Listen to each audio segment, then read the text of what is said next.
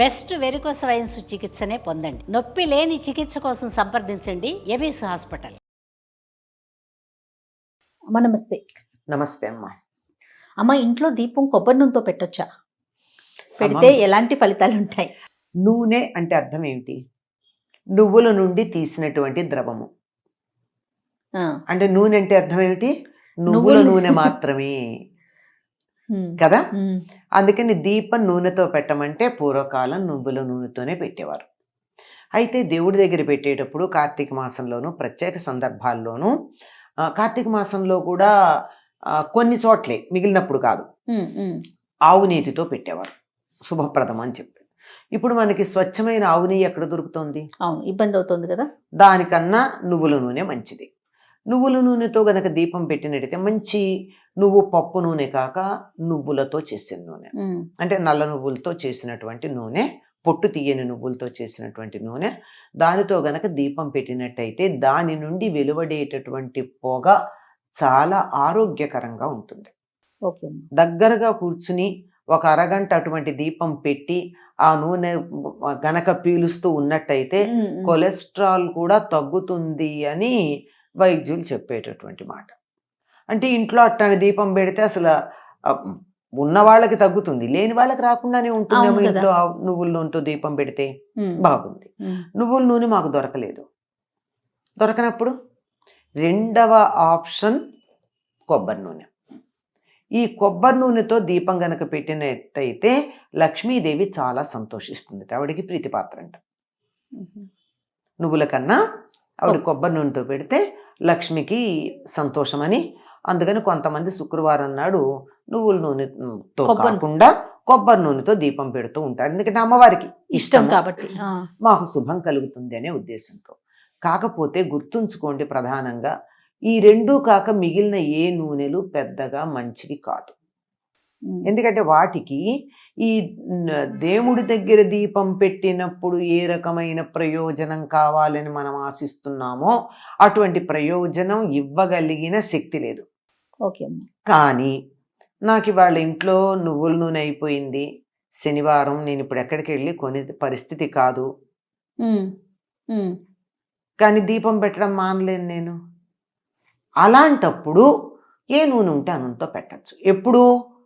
ఇది అలా మరీ అత్యవసరమైనప్పుడు మాత్రమే. మన ధర్మశాస్త్రాలు ఏవి కూడానమ్మా ఇది ఇట్లా చేయకపోతే నరకానికి వెళ్ళిపోతాయని చెప్పలా. మనిషి వీలును బట్టి, సౌకర్యాన్ని బట్టి ఎన్ని రకాల ఆప్షన్స్ ఇస్తారో. ఆవు నెయ్యి శ్రేష్టం, అది దేశీయమైన ఆవు నెయ్యి. కిలో 5,000 6,000 పెట్టి ఎవరు కొంటారమ్మా దేవుడి దగ్గర దీపం పెట్టడానికి? లేరు. సరే, లేదు అంటే నువ్వుల నూనె, అది కూడా గానుగ దగ్గరికి వెళ్ళి తెచ్చుకుంటే మంచిది దొరుకుతోంది. లేకపోతే పామాయిల్ అంటారు, పామాయిల్ తెచ్చి దాంట్లో నువ్వులు దంచినటువంటి నువ్వులు ఒక బట్టలో మూట కట్టి ఈ నూనెలో ఆ బట్టల మూట పడేస్తారు. ఇంత మూట. దానికి ఆ నువ్వులకు ఉండేటటువంటి ఆ రంగు, వాసన నూనెకు వస్తుంది. అది నువ్వుల నూనె అనే పేరుతో మనకు అమ్ముతున్నారు. అదే చూస్తున్నాం మార్కెట్లో మనం. అదే ఎక్కువ మంది. కానీ ఏదో కారణంగా దొరకలేదు అనుకోండి, కొనడానికి వీల్లేదు, కొనలేని పరిస్థితి వచ్చింది. అటువంటప్పుడు నెక్స్ట్ ఆప్షన్ ఏమిటి? ఎన్ని ఆప్షన్స్ ఇచ్చిందో మన సంప్రదాయం మనకి. అలాంటప్పుడు ఏ నూనె ఉంటే ఆ నూనెతో చెయ్యండి. కానీ వేప నూనె, ఇప్ప నూనె ఇట్లాంటి వాటితో మాత్రం బాదం నూనె చాలా ఖరీదు. ఎందుకు పెడతారు? ఎవరో పెట్టరు. అమ్మో, చాలా ఖరీదు కాదు. అంచేత వేప నూనె, ఇప్ప నూనె ఇట్లాంటి వాటితో కూడా దీపాలు పెట్టేవాళ్ళు ఉన్నారు. పైగా చెప్తారు కూడా, ఈ ఏదో ఫలానా ప్రయోజనం కావాలి అంటే 3 రంగుల ఒత్తులు వేసి దాది వేప నూనెలో వేసి ఏదో 3 రకాల నూనెలు కలిపి, అది ఇప్ప నూనె, ఆమదం, ఇంకా చాలా ఉన్నాయి. తర్వాత ఆవ నూనె, ఇట్లాంటివన్నీ ఏవో కాంబినేషన్స్ చెప్తారు.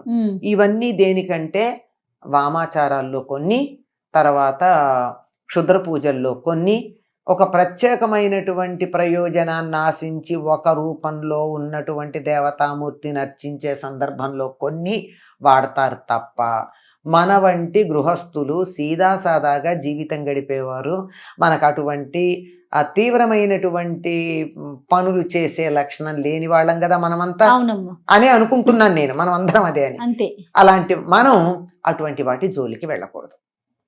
ఎవరన్నా చేస్తే ప్రత్యేకంగా అలాంటివి చేసేవాళ్ళు ఉంటే వాళ్ళు చేస్తారు, మన ఇళ్లల్లో మనం అవి వాడే పని లేదు. అయితే ఉత్తర దేశంలో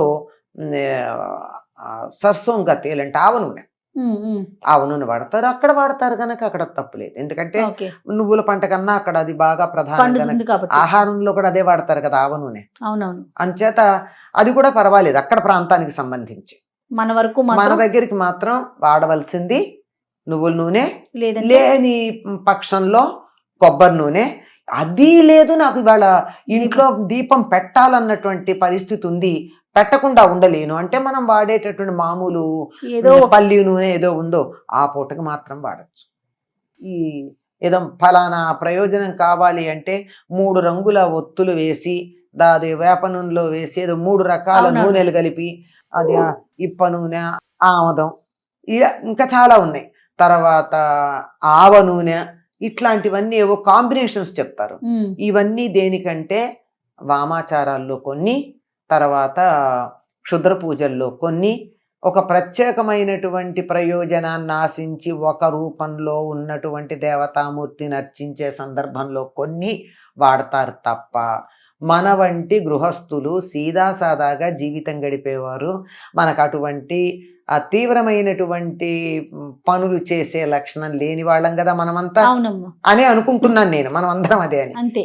అలాంటి మనం అటువంటి వాటి జోలికి వెళ్ళకూడదు. ఎవరన్నా చేస్తే ప్రత్యేకంగా అలాంటివి చేసేవాళ్ళు ఉంటే వాళ్ళు చేస్తారు, మన ఇళ్లల్లో మనం అవి వాడే పని లేదు. అయితే ఉత్తర దేశంలో సర్సోంగా తేల్ అంటే ఆవ నూనె, ఆవ నూనె వాడతారు. అక్కడ వాడతారు కనుక అక్కడ తప్పులేదు, ఎందుకంటే నువ్వుల పంట కన్నా అక్కడ అది బాగా ప్రధానం, ఆహారంలో కూడా అదే వాడతారు కదా ఆవ నూనె. అవునవును, అంచేత అది కూడా పర్వాలేదు అక్కడ ప్రాంతానికి సంబంధించి. మన వరకు మన దగ్గరికి మాత్రం వాడవలసింది నువ్వుల నూనె, లేదంటే లేని పక్షంలో కొబ్బరి నూనె. అది లేదు, నాకు ఇవాళ ఇంట్లో దీపం పెట్టాలన్నటువంటి పరిస్థితి ఉంది, పెట్టకుండా ఉండలేను అంటే మనం వాడేటటువంటి మామూలు ఏదో పల్లి నూనె ఏదో ఉందో ఆ పూటకి మాత్రం వాడచ్చు, ఎప్పుడు మళ్ళీ రోజు వాడకూడదు. ఓ అది రైట్ అమ్మా, నమస్తే.